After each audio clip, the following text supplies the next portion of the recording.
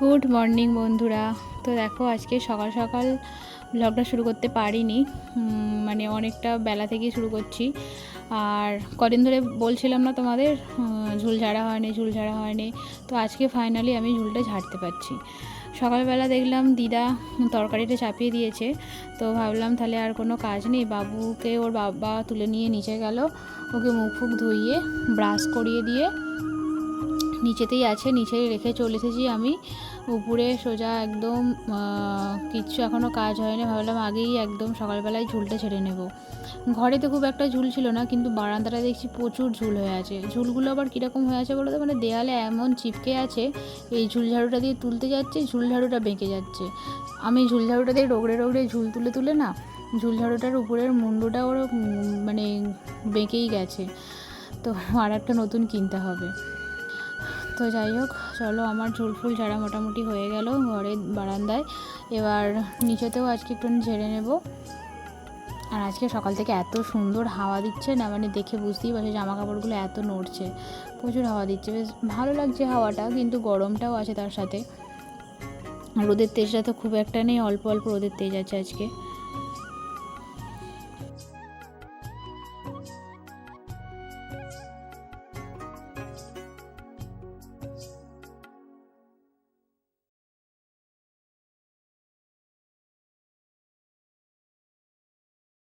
তো দেখো আমার সব কাজ বাজ হয়ে গেছে ওদিকের।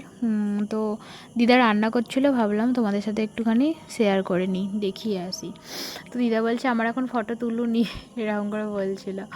তো যাই হোক, এদিকে দেখো ডাল তরকারি মাছ এসব হয়ে গেছে, শাকটাই শুধু হচ্ছে, পাট শাক ভাজা লাস্টে হচ্ছে।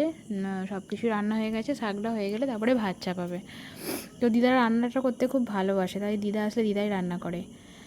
তো গুড আফটারনুন বন্ধুরা। তো আর সকালের আর কিছু তোমাদের সাথে শেয়ার করা হয়নি। আর একবারে বিকালবেলায় শুয়েছিলাম, একটুখানি ঘুমিয়ে তারপর শুয়েছিলাম। মা বললো আম কাটছি, এসো আম খাবে, তো তাই জন্য আম খেতে বসে পড়েছি। মা এদিকে আম কাটছে আর আমি খাচ্ছি। আসলে দুপুরবেলা ভাত দিয়ে আম কাটা হয়, তো আজকে দুপুরবেলা ভাত দিয়ে আম কাটা হয়নি, তার জন্যই মা বললো তাহলে বিকালবেলা আমগুলো খেয়ে নিই, আমগুলো পেকে যাচ্ছে বড্ড। তো দেখো আম খেয়ে উপরে চলে এলাম, জামা কাপড় তুলতে হবে। আর তোমরা হয়তো ভাবছো যে সকালের আজকে কিছুই মানে কাজ দেখানো হয়নি। আসলে সকালে আজকে আর ক্যামেরা নিয়ে ছোটাছুটি করতে ইচ্ছা করেনি, কেন জানি না, মানে কিছু আর ক্যামেরা করতে ইচ্ছাই করলো না। তো ভাবলাম থাক, আজ আর ভালো লাগছে না, দেখা যাক বিকেলের দিকে কি হয়। বিকেলের পরে তো আর কিছু তোমাদের সাথে শেয়ার করাই হয় না, সন্ধ্যের সময়তেই আমার ব্লগটা শেষ করে দিই। তো আজকে ভাবছি সন্ধ্যের পুরো কাজকর্মগুলি দেখাবো।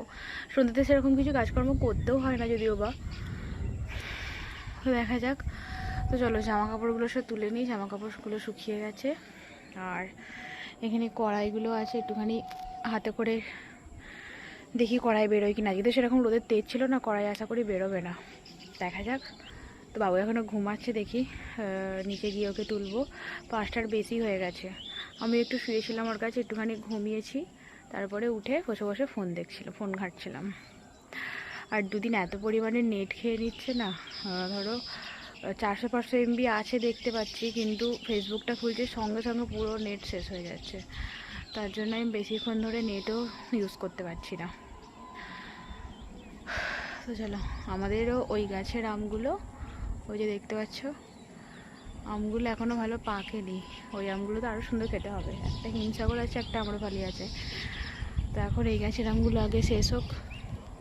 আজকে এই গাছ থেকে 2টো আম পেড়েছি ছাদে উঠে।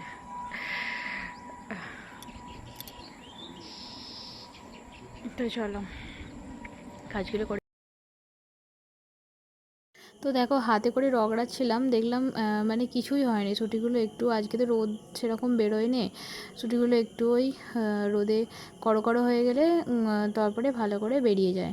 তো যাই হোক, এরকম করে আর লাভ নেই, থাক, যেদিন রোদ পাবে সেদিনকে ও এমনি বেরিয়ে যাবে। এটা করে এটা ঠুকছিলাম, দেখলাম হচ্ছে না ঠিক ভালো, তো ওইগুলো এটা তাহলে গুছিয়ে রেখে দিই, যেদিন রোদ পাবে সেদিনকে দেখবো এমনি বেরিয়ে গেছে, এর পেছনে শুধু শুধু খেটে লাভ নেই, যেহেতু রোদ পেলে এমনি বেরিয়ে যায়। তো চলো এটাকে ভালো করে মুড়ে টুড়ে ভেতরে রেখে আসি। ছাদেই রাখা যেত ইটচাপা দিয়ে, কিন্তু যদি রাত্রিরে ঝড় বৃষ্টি হয় তার জন্যই ভেতরে পুড়ে দিচ্ছি, কারণ আজকে সকাল থেকেই খুব ঝোড়ো হাওয়া দিচ্ছিল, কিন্তু বিকেলের পরে হাওয়াটায় অনেকটা বন্ধ করে দিয়েছে, মানে বিকেলের পরে একটু ভালোই গরম গরম লাগছে। তো চলো আমার জামা কাপড় সব তোলা হয়ে গেল, ঘরে যাই।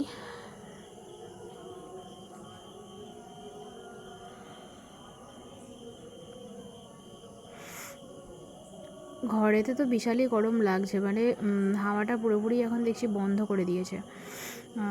তো যাই হোক, সব জামা কাপড়গুলো গুছিয়ে নিই আগে। আর বাবু উঠে পড়লে তো নিচে কাঁদবে, কাউকে দেখতে পাবে না। ও ধরো যদি 5টার পরে যদি ঘুম থেকে না ওঠে তো ওকে এবার তুলতে হয়। যদি কোনো প্রকারে 5টার আগে উঠে পড়ে তো ঠিক আছে, কিন্তু 5টার পরে যদি যেদিনকে ঘুমিয়ে থাকে, বেশিরভাগ দিনই 5টার পরে ঘুমিয়ে থাকে, তো তারপরে আর উঠতে চায় না, ডেকে ডেকে তুলতে হয়। কিন্তু না উঠলেও এখন একটু বিকালবেলা বাইরে খেলতে বেরোলে তবে ভালো, নাহলে সেই সন্ধ্যেবেলা ঘুম থেকে উঠলে কী বলো তো, ওর খেলাও হবে না আর বাইরে বেরোতে পারবে না, তখন ঘ্যান ঘ্যান করবে। আর এই গরমেতে এত পরিমাণে চুল উঠছে, মানে সত্যি তোমাদেরকে না দেখালে বিশ্বাস করবে না, প্রচুর চুল উঠছে, প্রচুর চুল উঠে উঠে হয়তো এবার ন্যাড়াই হয়ে যাবো আমি। আমার ভালো লাগছে না, এত চুল উঠছে। দূরে কোথাও জানলার ধারে দাঁড়িয়ে দাঁড়িয়ে শুনছিলাম শ্যামা সঙ্গীত হচ্ছে, কোথাও হয়তো কালী পুজো আছে। তো চলো, এই বিকালবেলা বাসন কোসনগুলো একটু গুছিয়ে নিয়েছি রান্নাঘরে। আর বাবু উঠে পড়েছে, ওকে জল ফল খাইয়ে দিয়েছি। ও দাদু দেখলাম ওকে একটা চকলেট দিয়েছে, ও চকলেটটা বসে বসে খাচ্ছে। আর সকালেও একটা চকলেট খাওয়া হয়ে গেছে, মানে ফ্রিজে দেখেছে কতগুলো চকলেট আছে, ব্যাস এবার আর কে দেখে। সবসময় খালি বলছে মা ফ্রিজটা খোলো করে করে চকলেট খাওয়া বলে বায়না করছে। আমি যদিও বা চকলেট ফকলেট দিতে চাই না, কিন্তু কী করবো বলো, সবাই যদি এনে দেয় তখন তো আর না করতে পারি না। তাও আমি তো বাপিকে বারণ করি যে এত চকলেট নিয়ে আসবেন না, খাওয়াটা তো উচিত নয় অত। কিন্তু বাচ্চাদেরকে সত্যি চকলেট খাওয়াটা উচিত নয়, কিন্তু সবাই বাচ্চাদেরকেই বেশি বেশি করে দেখবে চকলেট এনে দেয়। এটা তো সব হয়েই আসছে নিয়ম। আর এদিকে দেখো, তো অনেক 6টা প্রায় বেজে গেছে, তো ভাবলাম বাবুর কর্নফ্লেক্সটা ভিজুত দিয়ে দিই। তারপরে একটুখানি, এখনও বাইরে আলো আছে যেন, মানে ভালোই আলো আছে, এখন তো 6:30 6:45টার সময় সন্ধে হচ্ছে। তো কর্নফ্লেক্সটা ভিজুত দিয়ে একটুখানি বাইরে যাব, তারপরে এসে ওকে খাওয়াবো।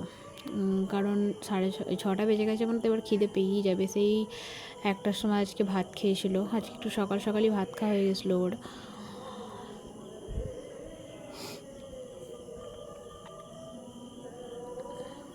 দুধটা দেখছি আজকে কি সুন্দর হলুদ মতন সর পড়েছে, সর পড়লে আমার মনে হয় সরটা তুলে খেয়ে নিই, কিন্তু সরটা তো তুলে ঘি হবে, তাই সরটা রেখে দিতে হয় আলাদা করে তুলে, ওটা ঘি করার জন্য রেখে দিতে হয়। তো কর্নফ্লেক্সটা যে এইটুকুনি দিলাম, একটা বিস্কুট দিয়ে দেবো, ফুলে অনেকটাই হয়ে যাবে। কর্নফ্লেক্সটা দেখতে লাগছে এরকম, কিন্তু ফুলে অনেকটাই হয়ে যাবে। কিছু একটা পড়েছে দুধের মধ্যে। তো চলো, হয়ে গেছে। বাবু ও দাদুর সাথে বাইরের দিকে গেছে, আমি দেখি যাই। আর বাইরেটা এত পরিমাণে গরম হয়ে এসছে দেখছি, বিকেলের পর থেকে সব হাওয়া বন্ধ করে দিয়েছে। ঘরেতেই ওকে একটুখানি বসেছি, পাখার তলা ছাড়া বসাই যাবে না, নাহলে কালকে খুব সুন্দর হাওয়া দিচ্ছিল, ওই বারান্দাটার মধ্যেই বসা যাচ্ছিলো, মানে ঘরের থেকে বাইরের হাওয়াটা বেশি ভালো লাগছিলো। কিন্তু আজকে আবার একদমই হাওয়া বন্ধ করে দিয়েছে বিকেলের পর থেকে। তো ও মানে আজকে একটুখানি নিজের মধ্যে লেখাপড়ায় ব্যস্ত ছিল, আর আমি ওই জন্য ওর পেছন থেকে ক্যামেরাটা করছি। তার কারণ কি বলো তো, যদি ক্যামেরাটা দেখতে পায়, ওই ফ্ল্যাশ জ্বেলেছি, ও তো দেখছে ঘুরে ঘুরে, ক্যামেরা দেখতে পেলে ব্যাস আর আমাকে কিচ্ছু ক্যামেরা করতে দেবে না, নিজেই নেওয়ার জন্য ব্যস্ত হয়ে থাকবে। তো এদিকে দেখো, একটা চিপসের প্যাকেট ছিল, তো ভাবলাম দুজনে বসে বসে খাই, ওই ক্যামেরা দেখতে পেয়ে ওই জন্য ওরকম দ্বারা বাই বাই টাটা করছে। তো চলো, আমার ব্লগটাও আজকে এখানেই শেষ করছি। ওকে নিয়ে এবার একটুখানি সময় কাটাই, একটু পড়াশোনা করাই, তারপরে দেখব অন্য কাজ হবে।